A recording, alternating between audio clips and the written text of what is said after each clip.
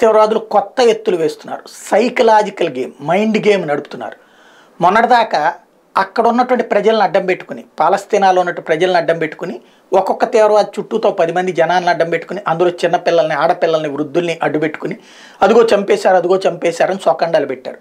ఫస్ట్లో అయ్యయ్యో అన్నటువంటి ప్రపంచం క్రమంగా గ్రహించింది, గుర్తించింది వీళ్ళు నాటకాలు ఆడుతున్నారు. దాంతో దాని మీద సీరియస్నెస్ తగ్గింది. ఇంకో పక్కన అమెరికా అయితే ప్రపంచ దేశాలకు కూడా వార్నింగ్ ఇచ్చింది, హిపోక్రసీ వద్దు, బందీలను విడిపించడం మానేసేసి, లేకపోతే తీవ్రవాదులు చేస్తున్న దుశ్చర్యను ఖండించడం మానేసి మనం రివర్స్లో దాని మీద దాడి చేస్తున్న ఇజ్రాయెల్ని అంటం ఏంటంటూ నిలదీసింది. దాంతో ఆగి ఇప్పుడు కొత్త ఎత్తుగడ ప్రారంభించారు.